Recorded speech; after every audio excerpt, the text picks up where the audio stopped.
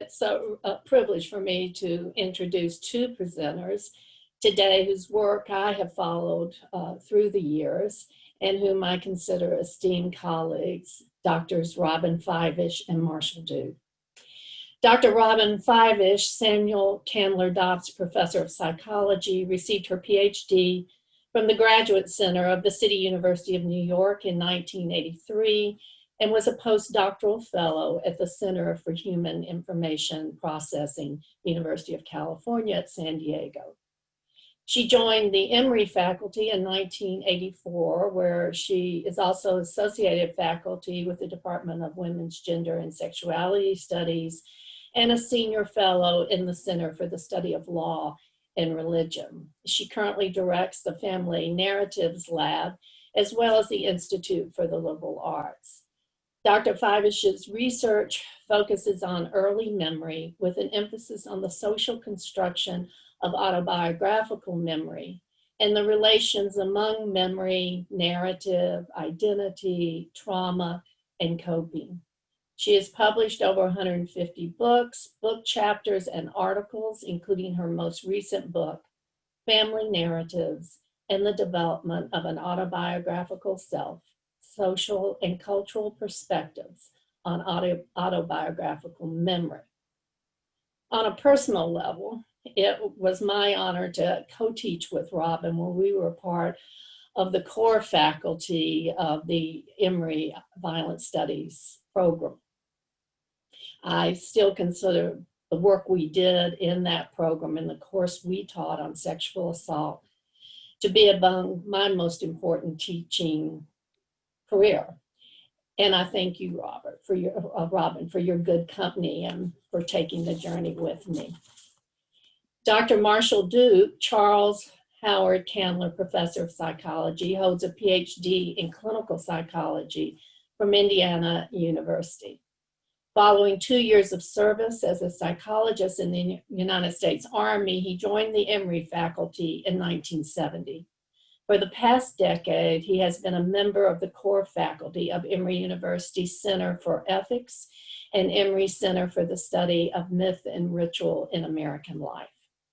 He is also affiliated faculty in the university's Psychoanalytic Studies program. Dr. Duke has held positions as a visiting professor at University College London and Tel Aviv University, Israel, as well as a visiting research associate at Harvard University, Exeter University, Exeter, England, and University College London. As editor-in-chief of the Journal of Family Life and author of more than 100 research articles and 9 books, his research and writings have focused on social relationship deficits in children and adults, locus of control, and the importance of family stories and rituals in the nurturing of resilience in children. His work has been written about in the New York Times, Boston Globe, Wall Street Journal, Parents Magazine, and Time Magazine, among others.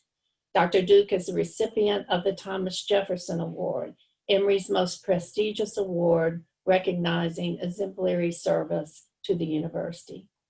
He is also a 2-time recipient of the Emory Williams Distinguished Teaching Award in recognition of excellence in undergraduate teaching. And our own Dr. Duke also travels in the company of celebrities. Chief among them is Oprah Winfrey, on whose show he appeared. And again, on another personal note, when my Oxford students would begin their transition from the end of the sophomore year to the junior year on the Atlanta campus, they would typically come to me and ask the same question: who must I absolutely have in the psych department before leaving Emory University? And without hesitation, I always said, Dr. Robyn Fivush and Dr. Marshall Duke. Again, it's such a pleasure to introduce Drs. Fivush and Duke. It's nice to see so many familiar faces, to see some new faces, and thank you so much for this invitation. All right, well, thank you. It's wonderful to be here also with Robyn. Anytime I get to do anything with Robyn is always a thrill for me. And I think this is a good chance for us to see each other in other than a faculty meeting. So it's still the same little postage stamps that we're looking at, but it's different because it's with some wonderful colleagues and familiar faces that I haven't seen in a long time. And that's really a great opportunity just from this end. All right, so Marshall, shall I start? Yeah, sure, why not? Okay. So this is, let me start by saying I apologize. I have a little bit of a vocal disability, which exacerbates in the fall with allergies. So my voice is a little high, it's a little raspy, but there's nothing I can do about it. It just is what it is. So Marshall and I, being the very, very informal colleagues, wonderful, friendly, informal colleagues that we are doing a very informal conversation with you about the work that we've been doing over the last, it's 15 years now, maybe longer, just amazing. 20, yeah. So please feel free to jump in with questions or comments as we kind of have this conversation. The way that Marshall and I planned it is that I would talk about some of the background of the work for maybe about 15 minutes, and then Marshall will talk about some of the directions that he's taken the work more recently, and then we would open it up for Q&A, discussion, and conversation. So I'm going to start exactly the way Marshall taught me to start this talk. Let me tell you a story. Well, there you are. Everybody's interested now. Your ears perk up, you're leaning in. A story. Everybody loves a good story, right? Humans are natural born storytellers. And I use the word natural born quite decisively. We know that we have been telling stories as humans since our ancient prehistory. We know this from cave paintings. We know this from relics, that hunkering down over campfires, living in caves, human beings have told stories, perhaps even before they had language. We understand the world through these stories. These stories make sense and meaning out of what is often senseless and meaningless occurrences. And certainly as we're living through the pandemic, we are struggling to make meaning out of what often feels meaningless. Stories or narratives provide a certain way of understanding the world. They divide the flow of experience, one thing following another. Narratives carve experience up into meaningful units. It creates beginnings, middles, and ends. It creates a chronology of action. But way more than that, narratives integrate what Bruner has called the landscape of consciousness with the landscape of action. That is, we don't just talk about what happened in the world. We don't just talk about actions that occurred. We talk about what we thought, what we felt, how we evaluated, what other people were thinking, why they did what they did, how they made sense of it. Essentially, narratives integrate the external world with the internal world of our consciousness. And in this way, they provide a sense of purpose and meaning in the world. They're essentially human dramas. So then when we think about how narratives are used in our everyday lives, and we start to think about how we even converse with each other, I mean, I was just listening in as everybody was chatting, and there are already, I could point to several places where people told little stories.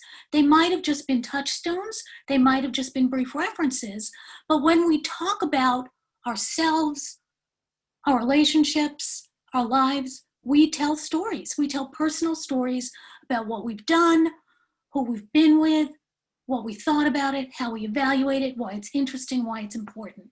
In fact, in everyday conversation, we talk about the past about every 5 minutes. It's just simply replete with our past experiences. And the way that we talk about these past experiences matters, because as we formulate these stories of our past, we are simultaneously formulating our sense of self, of who we are. It's not just how we present ourselves to others, it's how we begin to present ourselves to ourselves. Our stories become core to our identity. We are the stories that we tell. And this begins very, very early in development. Infants are born into storied worlds. Infants come into worlds already filled with fairy tales and nursery rhymes, and parents and grandparents telling stories about siblings and parents, and in Marshall's words, crazy Uncle Joe and lovable Aunt Lulu. These are stories that are whispered into infants' ears from the very beginning. And as soon as infants begin talking at about 16 to 18 months of age, they're already being pulled into telling their own stories about their own experiences. Tell mommy what happened at daycare. Tell daddy what happened at the park. Tell grandma about the birthday party last weekend. When we think about why are stories so fundamental and so early emerging in development, again, stories are really the way that we understand who we are in relation to others, in relation to our families, in relation to our cultures. Coming from a sociocultural perspective, first laid out by Vygotsky, the idea is that children are brought up in ways and engage in activities that are important in helping them become competent members of their culture. So let me explain what this means. The best example of this is literacy. Literacy is clearly a critical skill in Western industrialized cultures. In Western industrialized cultures, you walk into a home with a young infant and there's already the paraphernalia of literacy everywhere. There's letters on the blocks, on the clothing, refrigerator magnets. Well before the infant can understand what these little squiggles mean, they're already being informed, pay attention, these are important. Alphabet books, say your alphabet, say your numbers. And as children become more engaged in these literate activities, they're called on to do more and more and more, to become literate, that is, to become a competent member of their culture. Stories are the same way. We just don't see it because they are the culture that we swim in. But if you think about the role of stories in our lives, and again, they're going to be culturally different. Telling stories is a cultural universal, but the way we tell stories and the functions those stories serve are culturally variable. Again, in a Western industrialized culture, where people are no longer defined necessarily by lineage or family roles or take on the same occupation as their parents, where people move away from the family of origin, where they take on new roles and responsibilities, the ability to present yourself as an independent, autonomous person with a set of beliefs, goals, and ideals is critical. And we begin to engage children in this from the beginning. If you think about what children are encouraged to do as soon as they get to school, they engage in sharing circles. What did you do this weekend? Share that toy with us. Where did you get that toy? Tell us the story of that toy. Very quickly, by 3rd or 4th grade, children are being called on to write their autobiographies. And certainly, we all know the power of a good college essay, or being able to present oneself in a job interview or a meeting of potential romantic partner. These are critical skills to be a competent member of our culture, is to be able to tell a good story, a story about who we are, a story that explains who we are. So this is really where my research started, is how do children come into this storytelling world? How do they begin to tell their own personal stories? So my early work, when I first got to Emory, and Marshall was my great sage advisor and continues to be to this day, I did work with young children, toddlers and preschoolers in the family context, looking at how parents helped shape young children's stories of self, their autobiographical memories. And we found that there were individual differences even within culture. We've also looked across cultures, and I'm happy to talk about that. There were individual differences such that families, and particularly mothers, who created more coherent and elaborated stories of self with their young children, had preschoolers who were not only developing better narrative skills, better memory skills into talking about their own personal experiences, but it was also providing a foundation for them for both cognitive skills. They showed better literacy skills when they got to school, They actually show better mathematical skills, which is interesting. I can also talk about that. But in particular, they show better social and emotional skills. Because when we talk about our past, we talk about people and relationships, and we talk about emotions, particularly difficult emotions that need a story to help explain them, to regulate them, to control them in some sense. And so children whose parents are more elaborative and coherent in talking about these challenging and difficult events develop better social skills. They show more pro-social skills, they show more empathy, more sharing, and they show better emotional understanding. They show both an understanding of what emotions are, and they show better emotion regulation skills by the end of the preschool years. So there I am, very proud of myself. Look, I've done all this. Aren't I wonderful? And Marshall comes along and says, yes, Robyn, but it's not just stories that kids tell about themselves. It's whole systems. It's family systems. What about the stories that parents are telling? What about stories of, generations past? And I'm like, oh yeah, I guess that's important too. Well, then along comes Brad Shore and invites us into the then forming center, the new Sloan Center on Myth and Ritual in American Life. And it's a perfect opportunity for Marshall and I to say, okay, let's do it, right? I've been looking at these personal stories. Marshall's really interested in these family systems, family stories. We finally got together after 20 years at Emory to do stuff together. And we decided to start looking at family stories, how the whole family tells stories. And Marshall was really the guide in this research. But one of the things that we decided to do, and this was with somewhat older children, about children between 10 and 14, and there are various reasons why we went to older kids, we made the decision at the time to tape record family dinner time conversations. That itself was not a bad idea. What we didn't think about is how are we going to transcribe those tape recordings? Let me just say that was a nightmare. But we managed to do it with some great help from some fabulous graduate students and some professional transcribers. So basically we just asked families, record a typical Tuesday night dinner, And these were families, they were almost all two-parent families, opposite gender. They all had at least one child between the ages of 10 and 14. Most of them had 2 or 3 kids. So it was a very, as you might imagine, very chaotic dinner time conversation. But just as we see in all other forms of everyday conversation, in between the pass the salt and don't chew with your mouth open, and, we have to remember to buy grandma's birthday present next Tuesday, these families told narratives. They told stories about themselves and their past. When we started this work, I said to Marshall, the most important thing about these conversations is going to be what's called the today I narratives. That is, these families are going off into the world. They're almost all dual income families. So they're going off to work, they're going off to school, they're coming back together at the end of the day, they're sitting down together around the dinner table. And what they're going to do is they're going to reunite as a family. And that's what's going to be critical. They're going to say, what did you do today at school? What did you do today at work? And in fact, we found that about half of the narratives were these today I narratives. Almost all of them, about half of them were started by the mother, usually asking the child about something that, how was your math test? Who did you sit next to at school? But Marshall was right. Those were not the most important stories told around the dinner table.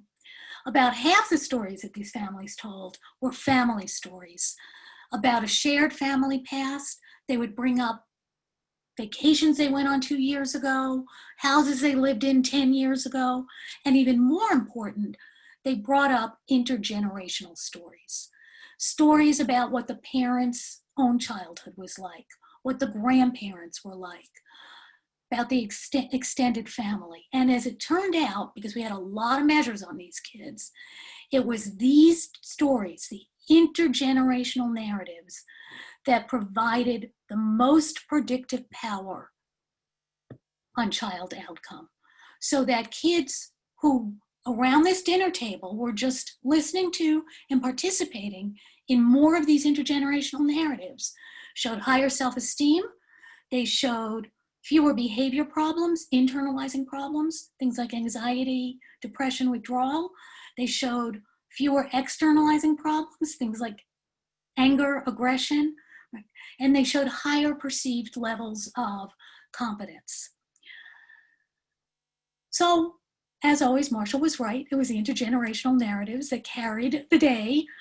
But then we really became interested in what is going on with these. What is it about intergenerational narratives? Because these are not narratives about my own personal experience. They're not how I'm making sense of my life. They're how I'm making sense of my mother's life or my grandfather's life. Why should these narratives matter so much for adolescents? So we started to think about that and work on that. And we developed the notion of an intergenerational self. The idea that these stories really provide models, ways of understanding the world, that these are almost mythic stories of how the world works, but because they're people that you identify closely with, they have a close relationship and a close meaning for your own life. So we've now gone on to do quite a lot of research on these intergenerational narratives. I'm going to give you a little kernel of what I've been working on, and then turn it over to Marshall to tell you about some of the work that he's been doing now, even extending it to grandparents. But among the things we found is that the stories of negative and challenging events were particularly useful, of overcoming difficulties, of overcoming challenges. And we also have found, and now, as I said, I've now done some of this work cross-culturally, adolescents and young adults who know more of these stories about their parents and their grandparents, and who tell these stories in more elaborate ways, but in particular, who make a connection, a link, who say, and I'm like my mother in that, you know, I also stand up for people, or I'm like my dad in that I also work hard. Those adolescents and young adults who know more of these stories, tell more of these stories, tell them more coherently and elaboratively, and make these kinds of connections. These young people are doing better on virtually every measure we have now given them. They're showing fewer bad things, right? So less anxiety, less depression, less anger, less substance abuse, and way more positive things. Higher self-esteem, higher sense of autonomy, higher sense of meaning and purpose in life. So these are very powerful tools, these intergenerational stories that we pass on to our children are very powerful tools in helping them understand the world, how the world works, and helps them to create a sense of being able to meet life's challenges. And I'm going to turn it over to Marshall. Thank you, Robyn. Everyone can see why I love working with Robyn. She's very, very reinforcing. And she has been doing work on narratives from, well, I guess back into her graduate school days.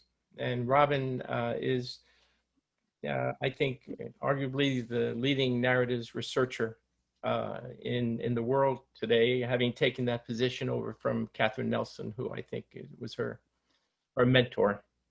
And Robyn's students, it should not be a surprise to you, have gone on to carry this banner even further. So I was lucky to have a chance to meet with and cross over with Robyn when the Mariel project, Myth and Ritual in American Life, began, and that was back around 2000. I think it was year 2000. When Bradshaw received this grant from the Sloan Foundation. The reason why this is so important, just in terms of telling you about the stories, is because this foundation was interested in what was happening to American families.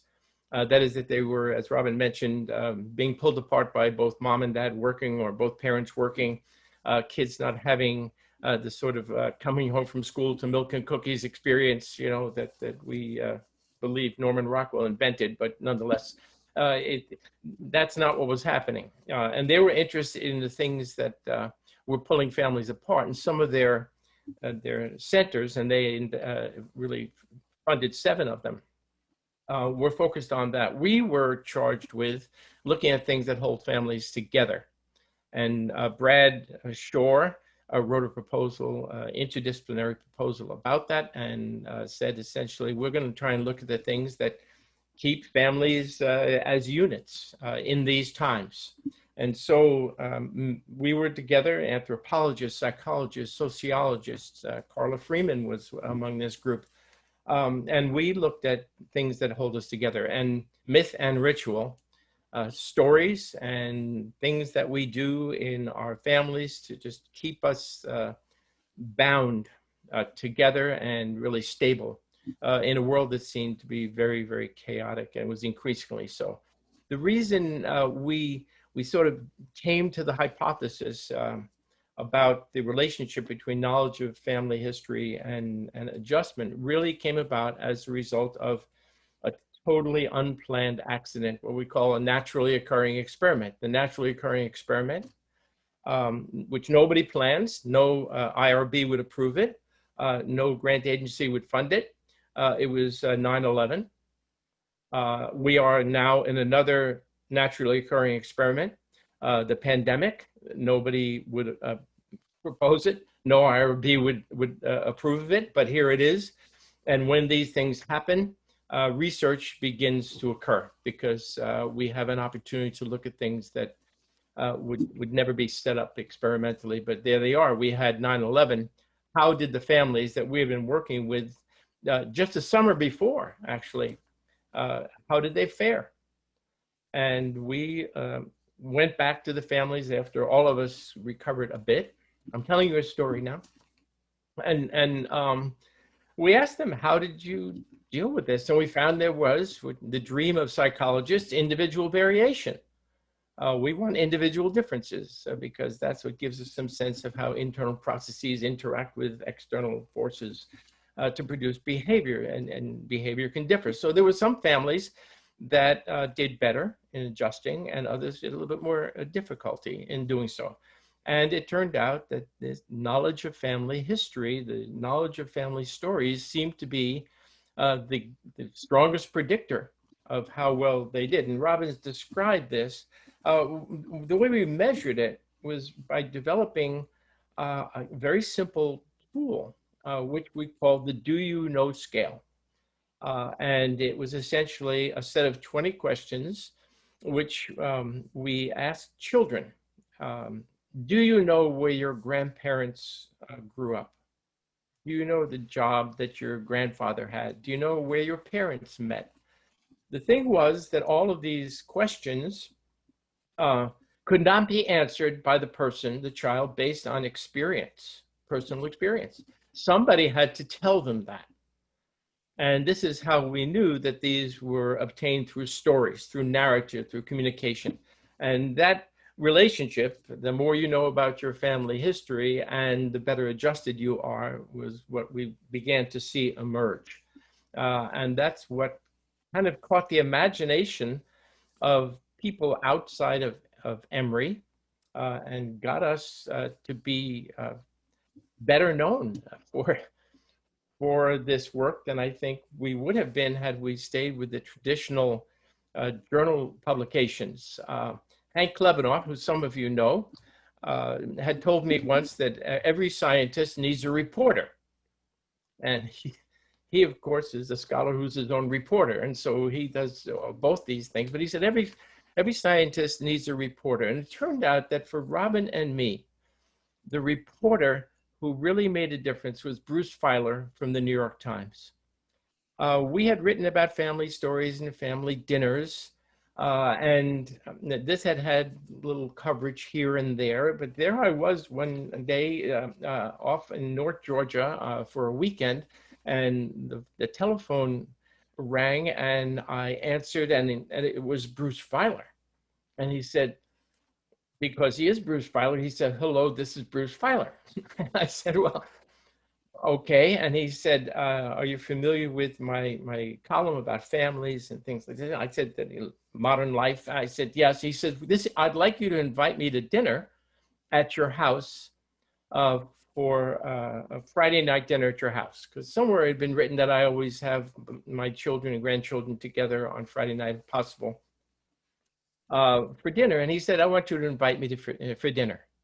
And I couldn't turn him down, so we did invite him for dinner. And he came to dinner with his brother, Andrew Filer, who lives here in Atlanta. And Bruce Filer was born in Savannah, so he's a native Georgian. He came to dinner and he interviewed my grandchildren. He was checking out on me as whether or not we told enough stories to really be able to say, yeah, stories are important. And this resulted in an article that he wrote in the New York Times back in 2013, which was wildly successful and went viral for him, but also affected us. And we had lots and lots of people getting in touch with us. And asking Parents Magazine called and said, what are the 20 things that children have to know in order to be resilient? Well, you know, we all know about correlation and causation. And we said, well, you know, it's not just the 20 questions, it's how they got to know the answers to the 20 questions. That's the thing. And then Robyn and I realized we had to really look a little bit further into this and develop some way of explaining that it's not the 20 questions, it's how they got the answers to the 20 questions. And this is what led us to begin looking at the process of intergenerational stories and who tells the stories about what happened before the child was born. Brad Shore, I can't remember the source of this, so I just put it to a secondary source, Brad Shore, who said that anthropologists sometimes refer to grandmothers as kin keepers, that in many cultures, they are the ones who are responsible for being sure everything goes well with their children as well as their grandchildren. But it turns out that many of the people who tell stories in the families we interviewed are grandmothers. Now, whenever I say this, in a talk to grandparents or parents, I always am accosted at the end by a grandfather who says, I tell stories too. And it's the case that, yes, grandfathers tell stories too, but grandmothers are particularly good at telling stories. Grandparents in general are the sources of information that goes back far enough to be able to establish what Robyn described, and this is her brilliant idea, the intergenerational self, the self that exists far beyond the actual age of the child who has it. So a 10-year-old can hear stories about things that happened 75 years ago and actually connect himself or herself to that experience, and not because of a direct knowledge of it, but because of an identification with the person who told the story or who was the main character in the story. It's actually a memory that the child owns. So I'll come back to, and I know we both will come back to the intergenerational self, but we know that the grandparents tell these stories, and we know that they have a special relationship with grandchildren. One of the things I've done since we completed the first phase of the research is to get involved in looking at grandparents and how they relate to their grandchildren. And probably many of us here are grandparents. And we know that there are lots of nice things happening that allow us as grandparents to have more time with the grandchildren. For one, we're living longer, thank goodness, to better medicine. So we know our grandchildren longer than perhaps our grandparents knew us. And they grow to an age where they appreciate our wisdom, as well as the things that we bring them to aggravate their parents, like cookies and French fries and things of that sort. But my wife always says that grandchildren and grandparents have a special relationship with one another because we have a common enemy. This is their parents. We want to get to the grandchildren. We want to do things with them. And very often we disagree to some extent on how the children should be treated. That's another story entirely. So we looked at this. Is there a relationship between knowledge of family history and adjustment. And as Robyn said, yes, this is the case. And we began, after the news was sent out, we began hearing from people about other people have been finding the same kind of thing. No one in the world discovers that stories are important. Like, people are not going to say, we discovered stories are important. But what we did do, through a combination of, I think, good data collection and luck with a news a journalist who was very supportive, is that we were able to have this publicized, and people began talking about this. And it turns out that families do tell a lot of stories. They tell stories at particular times. We now know this. Not just dinner time, although dinner times is the most common where a story might come up. Stories are opportunistic. That is, if a child is sitting with grandma and grandma says, or the child says to grandma, I'm having trouble in math.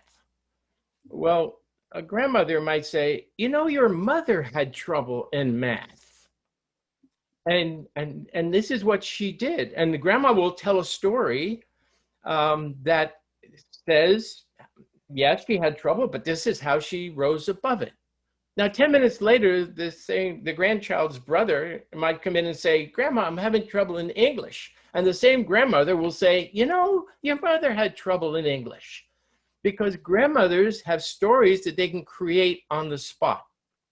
Now, when I say create on the spot, I'm not saying that they're being completely untruthful, but we did know from the data that we gathered in one of our studies that the stories that children receive are not necessarily or even usually true.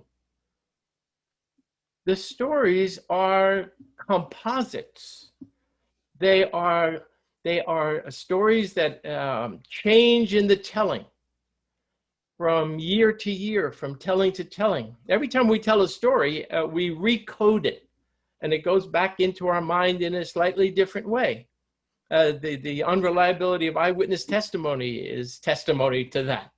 That is, that grandparents have stories that they carry with them. Some of these, as I said, are true, some not. We actually did one study, Robyn, if you remember, where we wanted to be sure there wasn't the children just saying, I know where my grandfather grew up, or I know what my grandmother did for her early work. Oh, we said we're going to ask the parents to check on the accuracy of the grandchildren's responses. And we found that they were not usually accurate. Not only that, we found that aunts and uncles, children raised in the exact same family, had very different memories of what happened when they were kids. So there's disagreement. The point seems to be that the children had to know or believe that they knew what happened and to have a coherent story. And sometimes that was accurate, sometimes not. But the story was the important one. What is my story? And where does it come from? How does it arise? So the research showed us, I think confidently, that the more kids know about their family history, the stronger they are, the more likely they are to make better judgments and good decisions in their lives, because they have a story that they carry with them. And although I don't think we have a specific bit of data that goes to this, one of my understandings of this is that children who have a family story feel a responsibility for that story.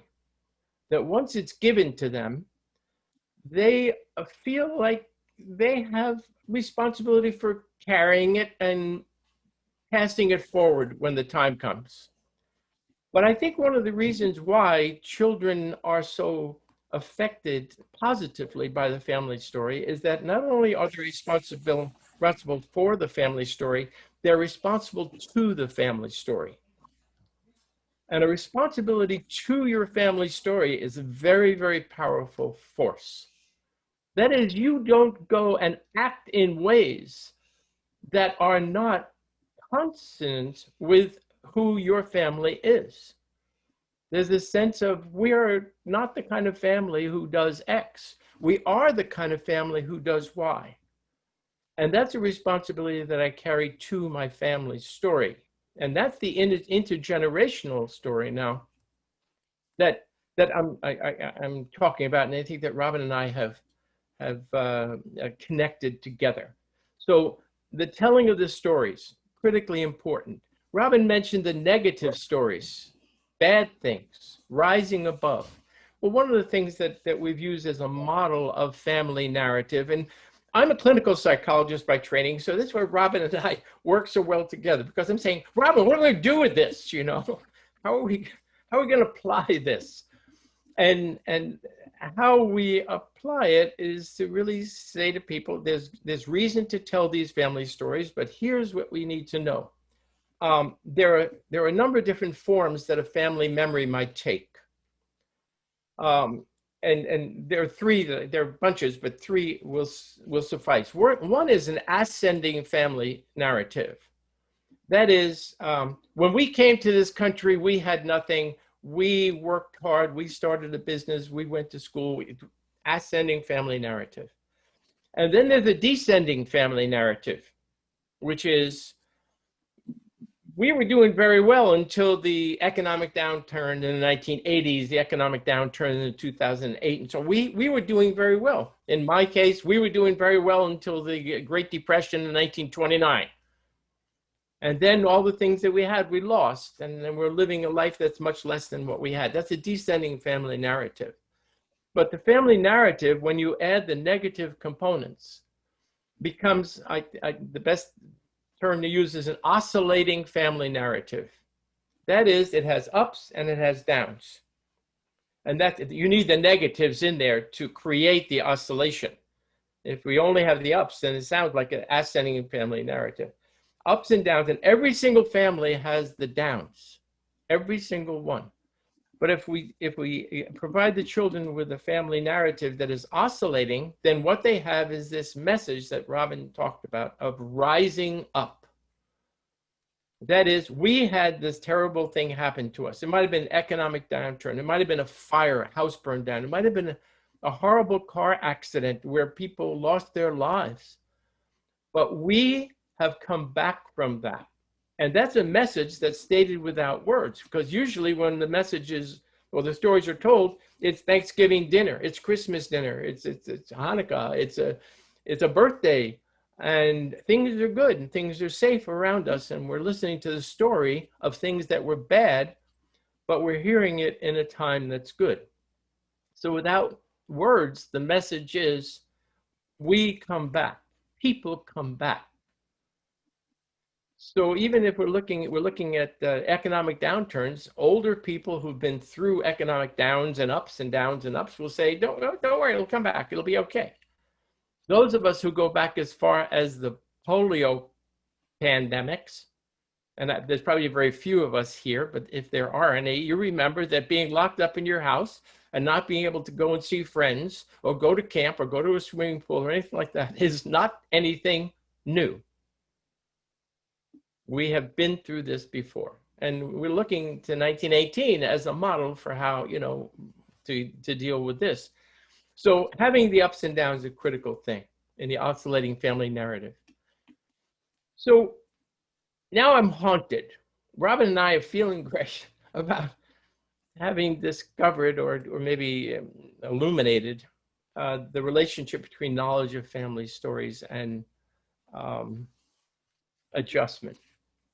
And I'm thinking about two groups of people who do not know the stories about what happened in their family. And I begin reading about this, two groups of people who don't know what happened to their grandparents, particularly. And these are people whose grandparents, or even parents now, have served in the military, who have parents who come home and have gone through terrible experiences and don't want to talk about them and are not asked to talk about them. And so there are this group of people who don't talk about what happened to them.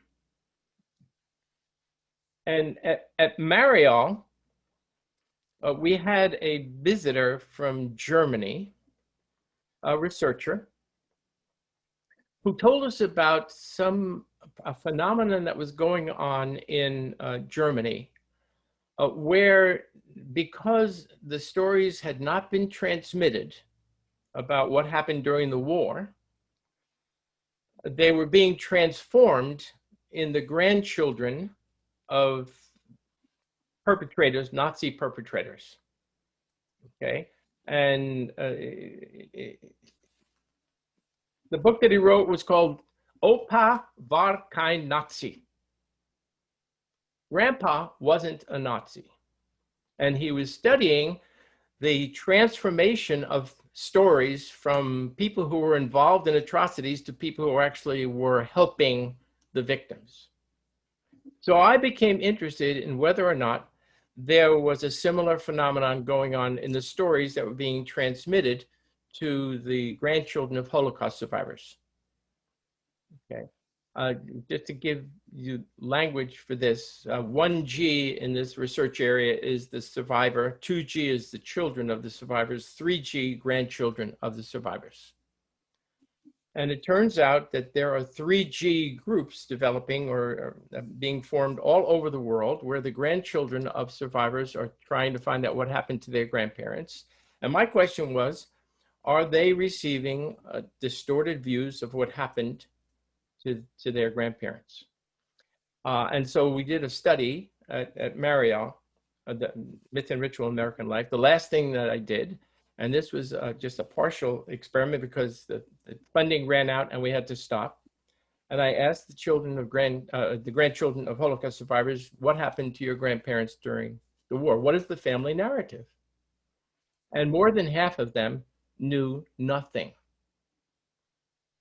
They told the story of what happened to their grandparents in a minute.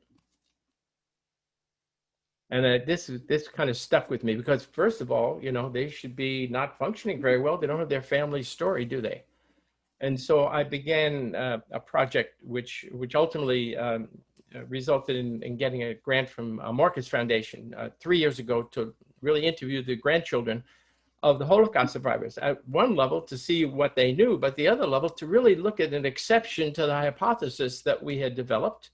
And that is, the more you know about your family background, the better off you are. So it should be that a group of people who didn't know about their family background should not be doing okay, right? Because they didn't have the history of the family. Turns out to be the exact opposite. That the grandchildren of the Holocaust survivors, as a group from the group that we studied, are doing pretty well. They're functioning very well. They're high achievers educationally, professionally. They are involved in their communities. They're doing all sorts of things. The connection is not there between the knowledge of the family history and functioning. And that's the thing that I've been working on now, is to really try and look at what that's all about. Do they have a family story? Do they have a family narrative? The answer is lots of them don't. Are they resilient? The answer is yes. And the connection between those two is the thing that I'm looking at right now. I can tell you that they do have a story. They all have stories, and they all have stories that they have generated in their minds, but they're more fragmented than the stories that like a plain old kid would get about what happened when their grandparents were young. And they are also composed by the grandchildren out of information that is more general, like movies, museums, stories about other survivors and things like that, and that they can then adapt to their own story. And they actually do feel that they have a connection to what happened in the past, even though they don't have the details of it. They feel profoundly affected by owning this story. And that seems to have the same beneficial or salutary effect that the family stories that we learned about from the kids that we worked with earlier. So Robyn and I had said I was going to talk a little bit about that aspect of the research. It's not up, it's not, but it's serious. And the grandchildren that we've worked with have been very open about this, and there's a great need for them to know what happened to their grandparents. But when they find out things, they fill in the details that are missing in a story that they've already generated and they carry with them. I want to respond to just a couple of things very quickly before we open it up to questions. Sure. One is, and this is a place where Marshall and I disagree, I think the stories are accurate. Right. I think that the stories that are passed down are accurate. They may be composites, they may be schematics of some sort, but I think it matters whether those stories really happened in some sense of accuracy. It may not have happened exactly that way at exactly that time, but the stories have truth to them. And I think that when they don't, adolescents and young adults know that. So I'm just going to disagree with you about the accuracy. I also think memory is the first time Robyn and I ever disagreed. No, I think the evidence is that memory is way more accurate than people who study misinformation think it is. I think that that's an overinflated finding, and it's overinflated in the media presentation about memory. Okay. Point taken. Point taken. I do, but I want to say something about the family story. I've come to think that there isn't a family story or the family story, but family stories. And I would ask, I agree with you about the children of the Holocaust. We see the same thing in children whose parents were abused or traumatized in other ways. And the question is, are there no stories, or is there just an absence of those stories? And I think that makes a difference. For the kids who have no stories, for the kids who say, I know nothing about my parents' life, my mother never talks about it, those kids are not doing real well. But the kids who say, I have stories, but I don't have these stories, I think that's a difference. Great, great, good. That works. I can see it. So I'll start with Marilynne. Yes. Hello. Thank you very much for that. It was quite fascinating, and I thought there are a couple of things that come to mind. I'm an only child, and I was told stories by my parents who were 30 when they had me, so they were fairly old, and we all got along pretty well, and boy did they pump me full of stories about how they managed to get on in the world. And it was remarkable. They both grew up on farms, and I'm a physician at Emory, and that's one generation. And it's, my mother took me to the hotel in St. Louis, and we would sit there in the lobby, and she'd say, now see how she's dressed, see what they're doing. And my grandmother told my mother that, she said, I've looked at your friends, and I think maybe you should smoke. I noticed that there's a lot of them who are smoking, and it seems to be what the sharp girls are doing. Funny things that I think are very interesting. And I married a man with children that were 11 and 13, and I think it's very hard to be a step parent because they're not interested in my stories. But now, oh my goodness, we talk all the time. They're in their 50s now. I mean, they're very grown. But they enjoy hearing about the stories of them when they were younger, and it's now that we can talk about the things that we did together. You have to get over that awkward phase until you get the stories and have them in families, and they love to hear them. It's mainly hearing about themselves, but the resiliency I think is there, and it's a good thing to do. So that's all I had to say. Thank you. Thank you. Robyn, this brings to mind your work on reminiscence, which is more recent. It sounds like we're talking here about reminiscence as well. Yeah, I mean, one thing that's also important to point out, although this is not so much about you telling them stories about when they were young, but there are a lot of benefits for the older generation to tell their stories to the younger generation, there's a lot of benefits in feeling more connected. There are benefits in a sense of generativity, that you are passing on a legacy to the next generation. And as we get even older, there's a lot of positive aspects of doing life review in terms of creating a sense of dignity and closure. So it's not just kids who benefit from this, everybody benefits. I think that's a really important point. Telling our story to the children is very affirming. And it certainly fits well with Ericksonian developmental theory about looking back on our lives and feeling a sense of satisfaction and integrity. Years ago, I was talking with a patient and asking him what was happening in the summertime. And he said, well, we're going to have a family reunion. And I said, well, what do you do on a family reunion? He says, well, we sit around and drink beer and tell lies. So I thought this might be of interest to the fact that you're talking about the untruths. But my question is, when you're doing the study, have you looked at the different ethnic groups, single parents, financial status, age groups, and that sort of thing to come to something different? And when you told the story about the ethnic group and the Holocaust survivors, I always think that that ethnic group is very resilient to begin with, regardless of different reasons, and that may be the answer to your question rather than the fact they didn't pay attention to the Holocaust thing, but that group is a group of survivors, and so that might res ipsa loquitur, it speaks for itself. I don't know that, but I'm just curious on your interpretation of that. That's a great point, and when you read the recollections of survivors, almost all of them attribute their survival to absolute luck.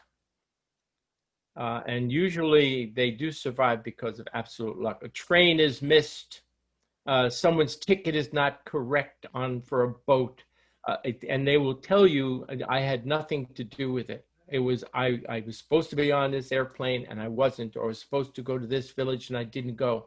And there's so many stories like that. But I do agree that yes, we're looking at a group of people who have survived. And so therefore it's a very select population. And I don't know that anybody's looked at that from that perspective, you know, but it is a select population. You're absolutely right.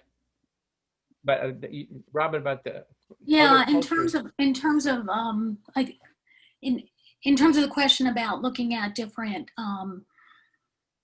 sociocultural groups, absolutely, yeah, it's really critical. There's not as much work with single parents. There is work with same gender parents that shows the same patterns that we see, both in terms of personal storytelling and intergenerational storytelling. There's all kinds of complicated reasons why it's harder to gain access to single parents. And the issue particularly with single mothers, is the single mothers who come into the psychological research tend to also be economically distressed. So it's hard to separate that out. So you get a lot of research around Head Start families. But the patterns within a Head Start families, again, are very similar to what we see in middle class, white, and Black families.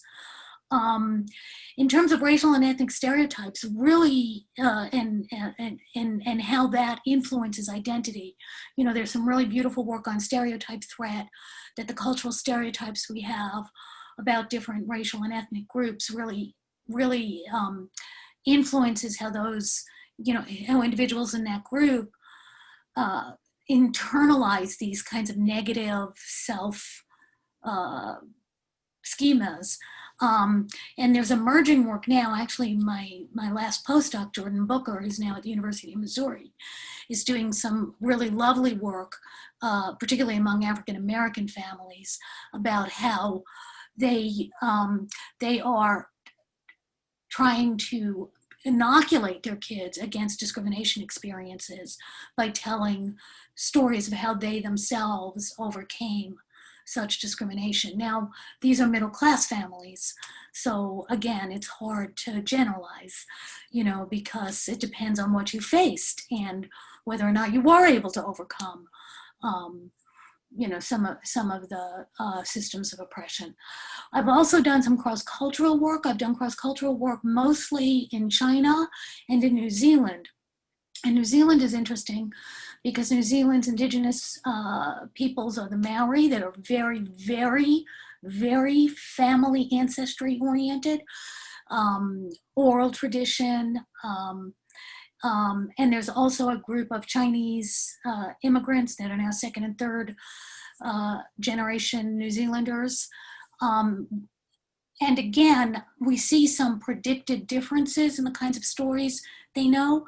Maori adolescents and Chinese New Zealand adolescents make more connections to their own identity in the stories they tell about their parents. But even among the New Zealand European descent kids, the patterns are the same. The more you make those connections in the stories you tell, the better you are on all these various measures of well-being, self-esteem, meaning and purpose in life. So we see differences in how the stories are told, but we see similarities in the relations between how the stories are told and adolescent well-being. Angelica? Thank you. Such a very interesting topic. I have two different comments. One is that I'm thinking that maybe where there aren't family stories available, such as in Holocaust survivors, maybe the community story is very important, and the community stories of different ethnic groups. However, I also wonder about when the stories are not the positives in general, not the positive, encouraging stories. What about families where there's suicide or even murder? Or I was wondering, you know, not every storyline that the grandparents tell is wonderful, that children want to connect to. And of course, when this family story has very dark parts, they often come out inadvertently. But so, and relating that to ethnic stories, unfortunately, thinking about the Hatfields and the McCoys kind of situation where the family story contains stories of hatred and anger and resentment. You know, I'm thinking about even the former Yugoslavia, where people hold the grudges or the hostility for generations. So could you address some of that, please? Yes, you're absolutely right. Every bit of a family story is not passed on. There's always judgment that's made.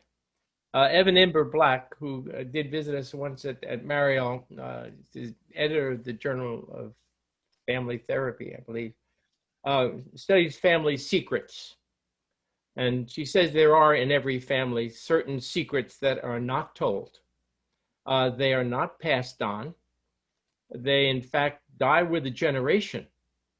That a generation may have a story that is known to them, but they don't tell anyone else about it. And it's probably for the best. So there's definitely editing going on. And depending upon how old the child is, I think that the editing might be stricter or less strict, depending upon whether or not there's a need to know. For example, if a child is experiencing a bipolar disorder, and there's a history in the family of someone who had committed suicide, that may be a story that then needs to be brought to the fore, just in terms of helping to understand and treat this. But yes, no, there's editing, and some stories are not passed on. And when you talked about the community story, that seems to be one of the major sources for the Holocaust grandchildren who do not have the actual story. As I said, they can find the community story and then connect the knowledge that their grandparent was in Birkenau or Auschwitz, and to say, this is what this person might have seen. And so we have lots of grandchildren and children who go on travels. They go on trips to the places where they know their grandparent lived, but they don't know more than that about it, but want to be in the place. And that certainly is the source of the family story and the family memory. Thank you. Yeah. So I just want to say a couple of things about that as well. One is, I don't just think that some families have secrets. Every family has secrets. Every family has dark corners. I think when you start going into, into that, every family has secrets. I do think that some of those secrets are more toxic than others. And I think some of those secrets are more marginalized than others. And I think that there are also differences. I actually just wrote a paper about family secrets that came out of a conference that I went to with oral historians about how family histories are erased. And I do think that one of the things that Marshall and I have struggled with over the years, I certainly have, and now Marshall is exploring it head on, is, when we started this work, we were working with what are considered fairly well-functioning, broadly middle-class families that, yes, they may all have secrets, but they were all reasonably well-functioning families. And this question always comes up when we talk about this work. What about those families that don't talk about their stories, or that can't because they really have these really, really dark, and it's not just, a great uncle was murdered, but, a really toxic environment, growing up with alcoholic parents where secrets are rampant, or some other kind of an addicted parent, or growing up with a parent who had been seriously abused as a child. And there is some interesting, but not very, there's a lot of interesting clinical work around these issues and a lot of interesting case studies, but it's very, very hard to empirically study, as you might imagine. So I think this is a very important question. And I think that the work that Marshall is doing now on the generation 2 and 3 Holocaust survivors is going to be critical in answering some of these questions. Then in terms of the community stories, absolutely. I mean, every family story. I mean, the individual story is forged within a family, but family stories are always forged within a community, a group, a collective memory. And those collective memories are often contested. Whether it's Hatfield-McCoy's, or, for example, Israelis and Palestinians, or what we're seeing now with Democrats and Republicans, these narratives really matter. People are invested in these stories. They're invested in this being the way the narrative be told. They're invested in this being the meaning of the narrative. And when those narratives conflict, it is really, to say it's problematic is an understatement, right? There's a lot of work now in cultural studies, as well as in political science, interestingly enough, that's trying to examine how do we work with these kinds of contested narratives, collective memory of past horrors, of past traumas, of past wrongs. And one of the issues is that these truth and reconciliation tribunals backfire. They don't work. They actually have the opposite effect. People become more entrenched in the narrative, the narratives that divide us. So I think this is a real serious problem, and it is an implication of our work that whereas there are stories that have really, really positive effects, these stories can have toxic effects as well. And it's something we don't always talk about.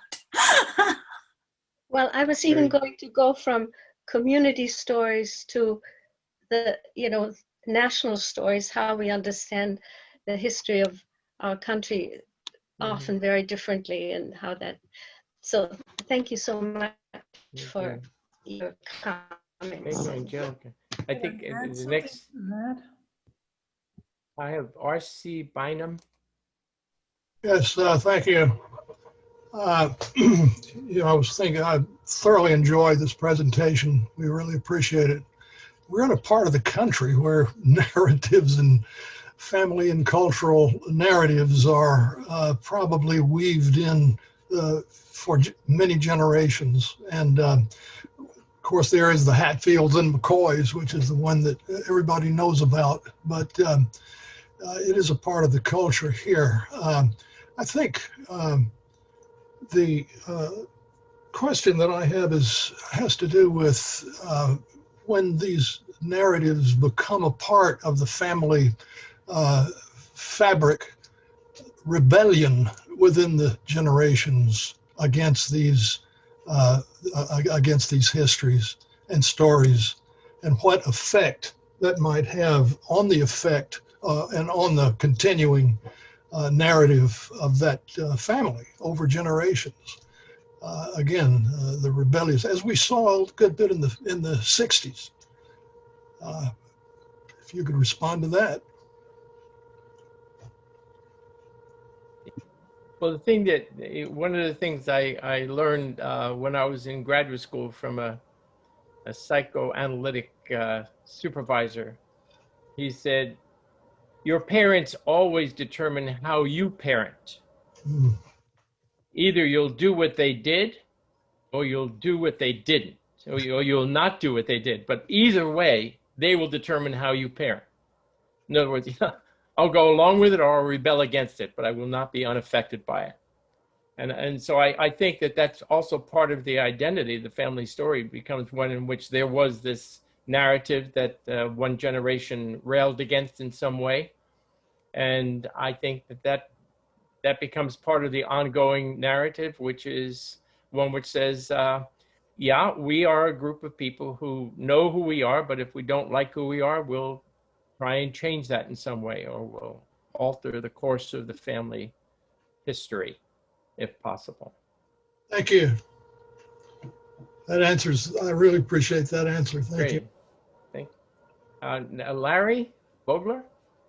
Yeah, so I enjoyed your talk and from both of you, and I was interested in your comment about the commitment to the family narrative. And when you said, we're the kind of family that does X, but not the kind of family that does Y. And today we have, the charged political differences between Democrats and Republicans, and whether or not certain family members embrace the current administration. And that's caused a big rift in families. And sometimes the narrative that goes along with that is posted on social media, so it becomes actually much more public. And I was wondering how those issues relate to what you're speaking of. My brother is voting for Trump. I am not. So I have an experience, of firsthand experience where we have this, and this is a thing that happens in all sorts of families with differences in opinion. And I think what happens is that we agree upon certain areas that a conversation will not happen, but we might agree that the disagreement is something that is part of the family history. In other words, my children know that my brother and I disagree, but that's part of then the family story. Yeah, I think this idea that a family story means that everybody agrees that that's the narrative, or everybody agrees with each other, is not, almost never the case. Right, narratives are always contested. The question is, how does the family tell about that story? So, just to echo what Marshall said, when families are able to say things like, my brother and I absolutely disagree about politics. Here's a funny story about that. But we still love each other and we're still a family, is different than I think some of the things we're seeing now, which is you're an evil person and I can't care about you anymore. So I think it's not so much that family members disagree. They always do. Stories are always about tension. They're always about disagreement. It's how does the family resolve that and tell the story of overcoming that tension. And I think we're not really seeing good models of that right now. And what happens when you put it on social media? I think that we're reifying the stories we tell in a way that we're not going to be able to rewrite things in the future. And that's something that's changed in the last couple of decades. It will be interesting to see how that plays out. I mean, for example, in my family, you know, I have a brother who's a real Trump supporter, and you know, there are times when you can't really have a conversation with them because politics seems to come up, even if you try to avoid it. And then you sort of, when you see posts on Facebook, it's almost it's like throwing gas on the fire. It's like, you know, you're really proving my point that you have no empathy. So it is kind of an accelerator of that problem. It is. You know, years ago, before Facebook, if we were angry with each other, we could count to 10, but we don't have time to count to 1 now, you know. People just respond very quickly. Thank you. It's a great question. Thank you. Rosemary McKay. I'm here. Can you hear me? Okay. Yeah. Great seeing both of you, friends. My original question was actually about stories of cultural stories that we've been talking about now for a little while. But I want to broaden that a little bit. I know both of you are very avid readers, and you at least, Marshall, I'm aware of, maybe you too, Robyn, use fictional stories, narratives, fictional narratives in your teaching, for instance. And we're going to have a session here at the Emeritus College next week on short stories. And one author says there's always room for a story that can transport people to another place.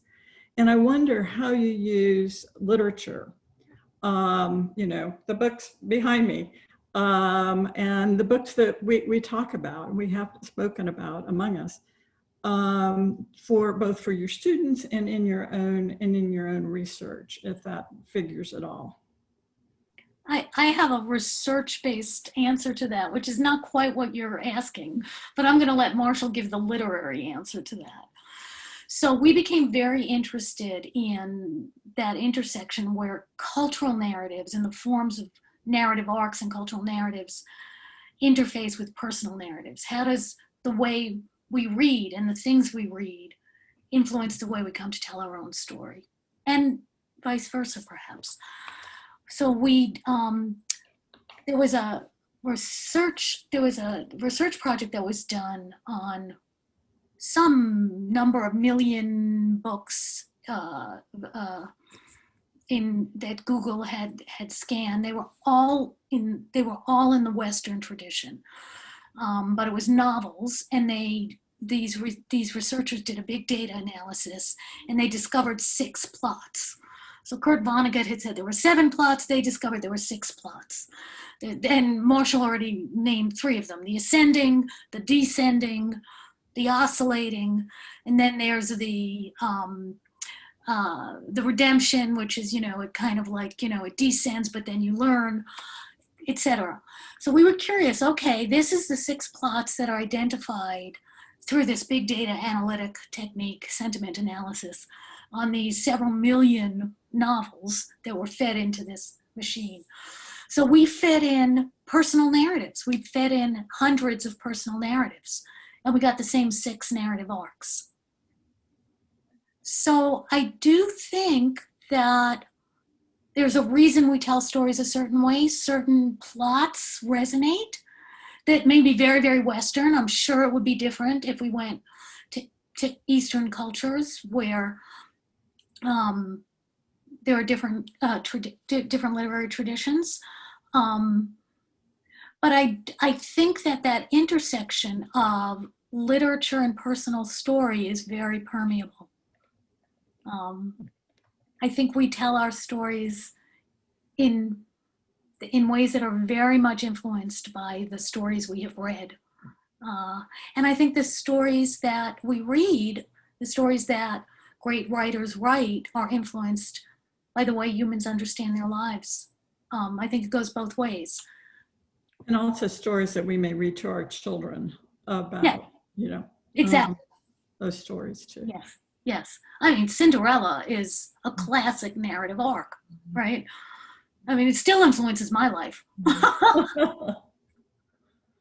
I would add very little other than to say that we have with groups of grandparents actually identified the 7 basic themes that have been derived from that study, and asked them if they could create a story or generate or recall a story from their own family which fits into these categories, and all of them can do it. That is essentially every family can generate a set of stories that fits into each one of these forms. And I think it's important that we know that the kids, they like the stories, but they can recognize the difference between a fictional story and a real story. And I only have, an example that a grandfather gave me one time, and said that he reads stories to his grandchildren a lot. And one day his granddaughter, after he finished reading a storybook to her, said to him, "Grandpa, tell me a story from your mouth."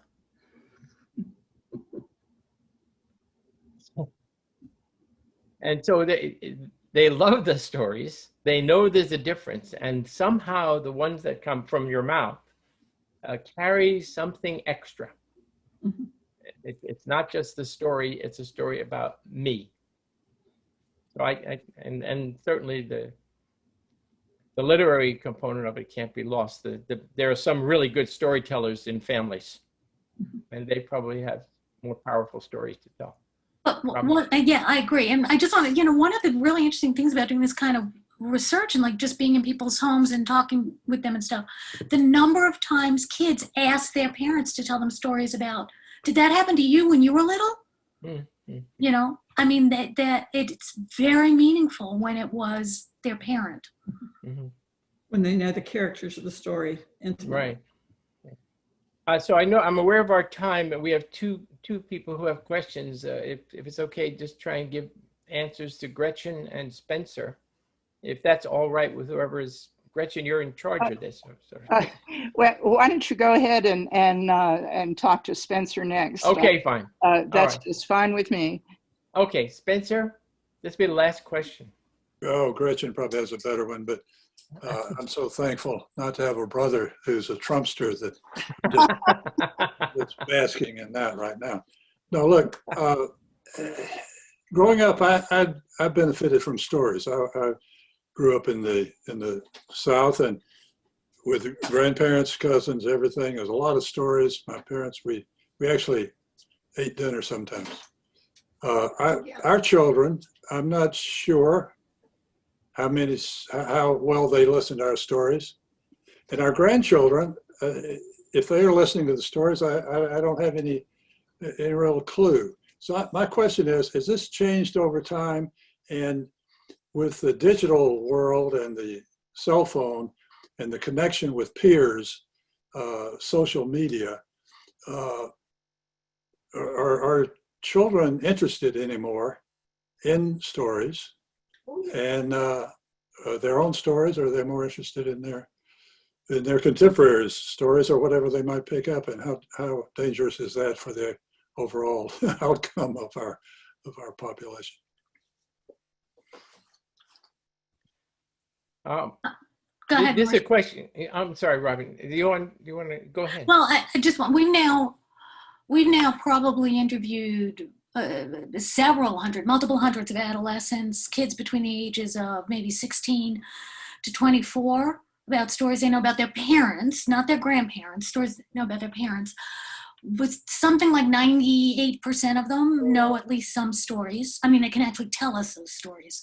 What you're experiencing is exactly what the parents in our studies experience, which is when we ask their adolescents to tell us stories, and then we go back to the parent and say, well, your daughter told me a story about, when you were, about your high school prom. And the parent always says, I can't believe she remembered that. She just rolls her eyes every time I start talking. They may be rolling their eyes, but they're listening and they matter. And then when you ask them stories about their parents versus stories about their friends, stories about the parents are longer and more elaborated. And when you ask them which is a more meaningful story, which is more important to them, which one they've learned anything from, stories about parents, not about friends. So they know stories about their friends. They can tell you stories about their friends. But the stories about their parents are the ones that they rate as important, meaningful, that tell them that they learn a life lesson from, that they learn something about themselves from. So we think they're not listening, but they are.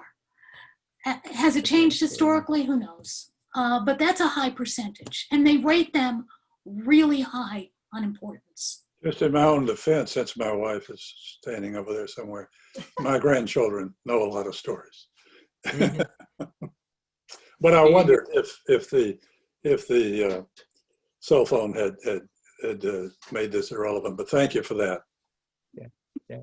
I mean, I think that Robyn's data just supports exactly what I think I've always believed, and I guess have gotten informally from parents, grandparents, and that is that the children may not be listening or look like they're listening, but they are. And just because they tell you that they don't want to hear the stories doesn't mean you shouldn't tell them. For me, I sometimes joke about this, but I say, when you see the rolling of the eyes, you've succeeded. Because they know the story, because they're saying, here it comes, which means they know what it is, and that we've done our job.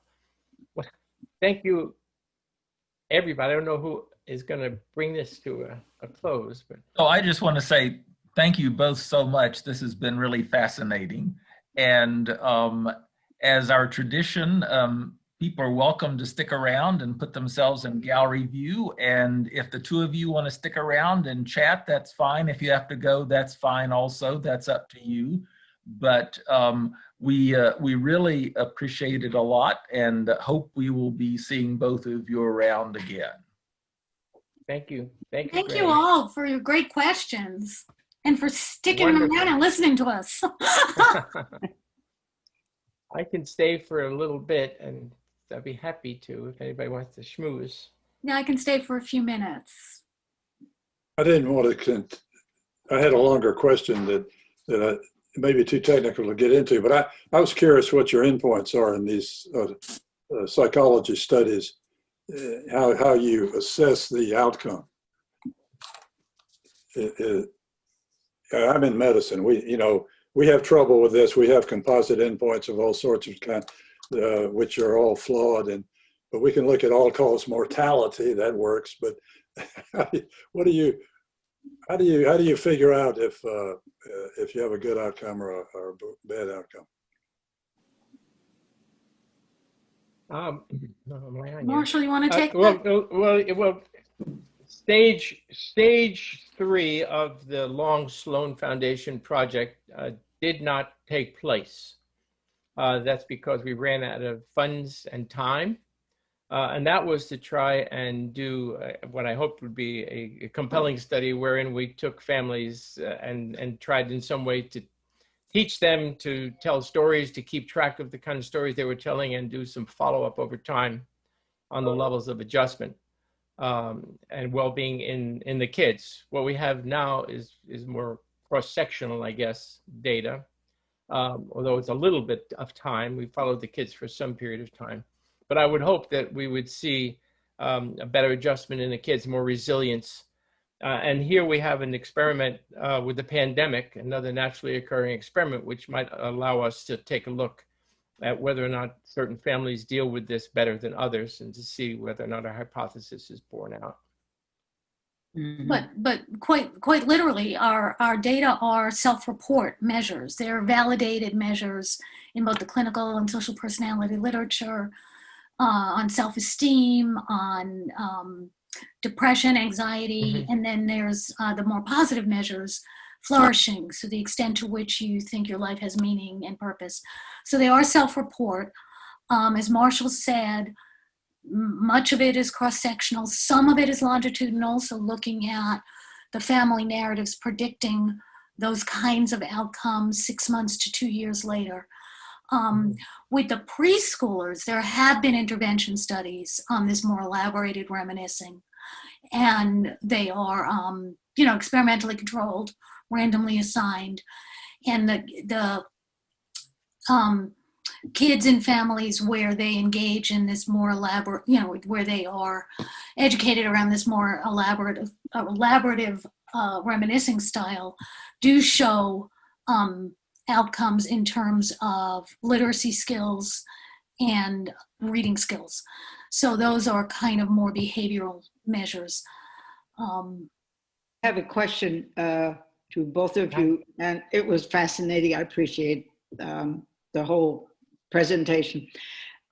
You talked about the Holocaust, next generation, but there are huge gaps in family stories because of war, because of immigration or refugees. 6 million Germans fled from east to west in the 45, 46, and so forth. And a lot of people simply have these long gaps. Now, of course, we will have this, probably a similar gap with all these people that have died during COVID. And it's going to be interesting to find out how people bridge these gaps. And I think from my own experience, culture is an enormous help, not only literature, but also traditions and cultures that carry on through the gaps or across the familial gaps that you have. And I don't know how strong our traditions and cultures are in this country to help us there. So I think it'd be an interesting follow-up study. That's just thoughts I have along that line. I agree. I think many of the people that the grandchildren that I spoke with said that they filled in the gaps through perhaps a fragment of a story that somebody mentions here and there. But a lot of the gaps were filled in by, as we mentioned, community resources. Right. Museums, cultural museums, museums which tell stories about periods of time that the people, World War II, World War I, to go and learn about these things. And then what you need to do, or what they seem to do, is then put themselves into that place. For example, I have a sense of what it was like at Ellis Island in 1904. And it's part of my sense of who I am, but I wasn't there. But I have it there because of exposure to it in other ways. But you're right. If there's a gap, we fill gaps. Stories don't like a vacuum any more than nature. So if there's an empty place, we're going to put something in there.